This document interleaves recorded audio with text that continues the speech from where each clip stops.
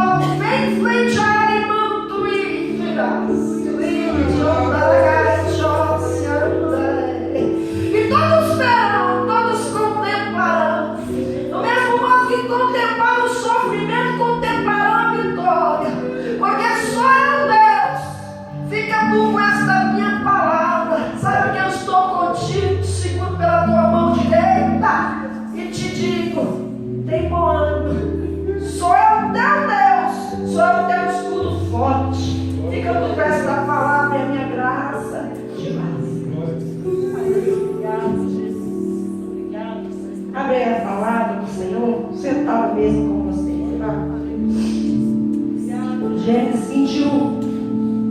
Louvado seja o teu nome, Senhor. Aleluia. Gênesis 21. Vou falar de uma história que todos nós conhecemos. Estamos cansados de ouvir falar dela. Mas aprove Deus que eu trouxesse essa palavra hoje novamente. É uma palavra muito conhecida. Fala sobre o nascimento do sorriso de Isaac. Vou falar sobre ele e vou falar sobre o seu irmão, Ismael. Todos nós conhecemos a história. Todos nós conhecemos para lá e para cá tantas pessoas que pregam, continuarão pregando. E todas as vezes que ouvimos esta história, Deus nos mostra uma faceta diferente dela. Vamos ler aqui alguns versículos. O nascimento de Isaac. E o Senhor visitou a Sara como tinha dito. E fez o Senhor a Sara como tinha falado. E concebeu Sara. E deu a Abraão um filho na sua velhice, ao tempo determinado que Deus lhe tinha dito. E chamou Abraão o nome de seu filho que lhe nascera, que Sara lhe dera, Isaque. E Abraão circuncidou o seu filho Isaque, quando era da idade de 8 dias, como Deus lhe tinha ordenado. E era Abraão da idade de 100 anos, quando lhe nasceu Isaque, seu filho. E disse Sara: Deus me tem feito riso, e todo aquele que o ouvir se rirá comigo. Disse mais: quem diria a Abraão que Sara daria de mamar a filhos, porque lhe dei um filho na sua velhice? E cresceu o menino, e foi desmamado. Então Abraão fez um grande banquete, fez uma grande festa, no dia que foi Isaque desmamado. E viu Sara que o filho de Agar, a egípcia, que esta tinha dado a Abraão, zombava. E disse a Abraão: deita fora esta serva e o seu filho, porque o filho desta serva não herdará com meu filho, com Isaque. E pareceu que esta palavra era muito má aos olhos de Abraão, por causa de seu filho. Porém, Deus disse a Abraão: não te pareça mal aos teus olhos. Concordou com Sara.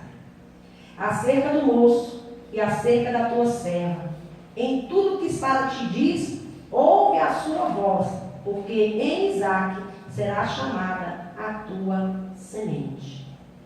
Mas também do filho desta serva farei uma nação, porquanto é tua semente. Muito interessante essa história.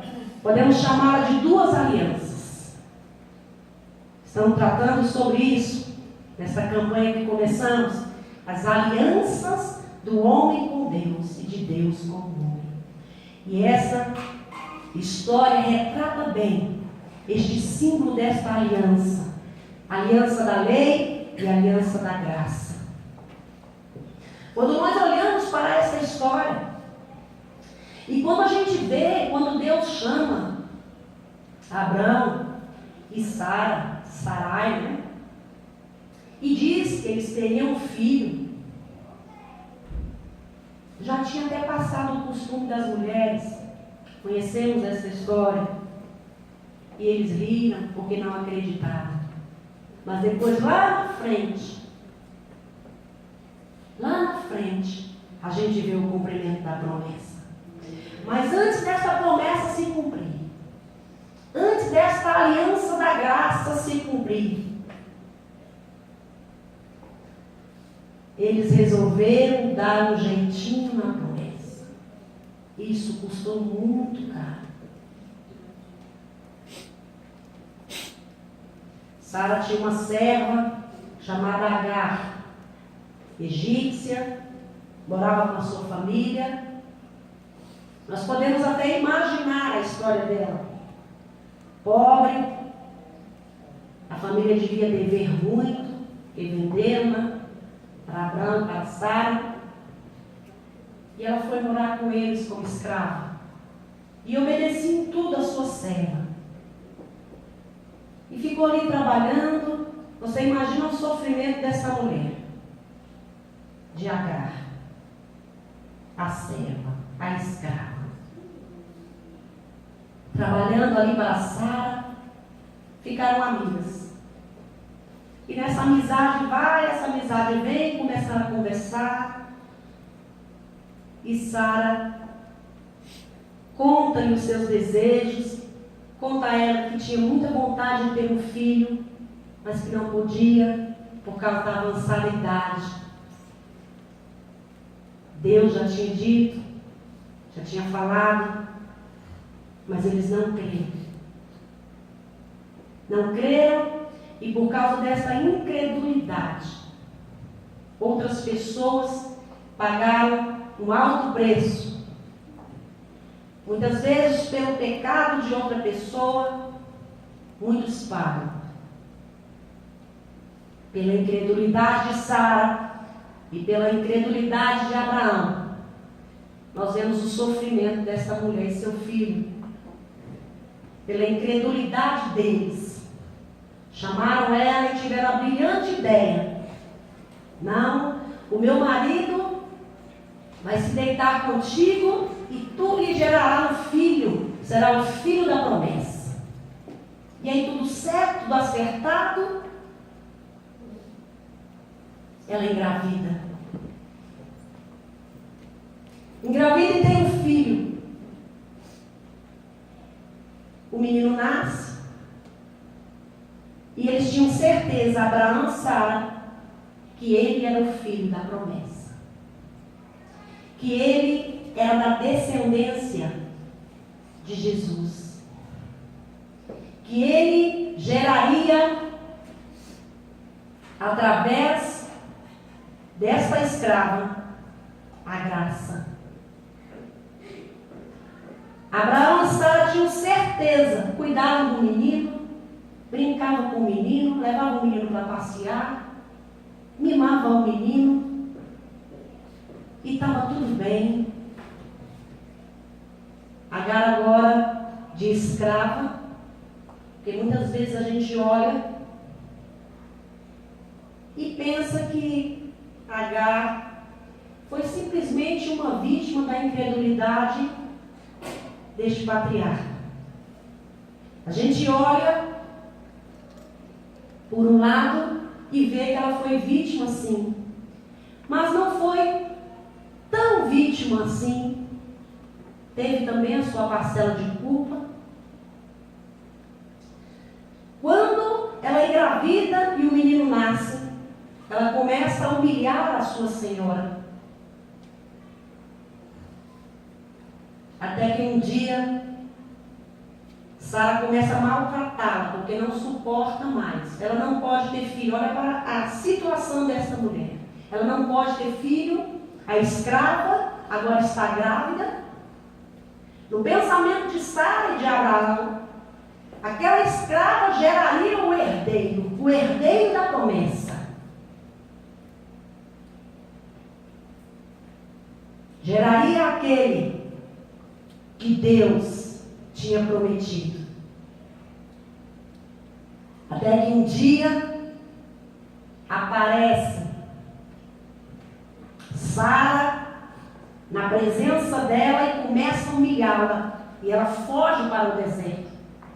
Quando ela foge, o anjo vai atrás dela, encontra ela lá e diz para ela voltar, se humilhar diante da sua senhora, que Deus a exaltaria e faria do filho dela uma grande nação.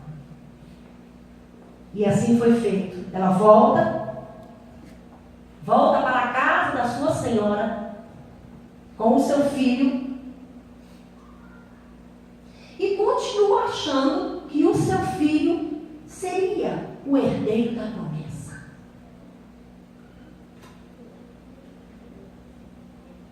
Até que um dia aparecem 3 homens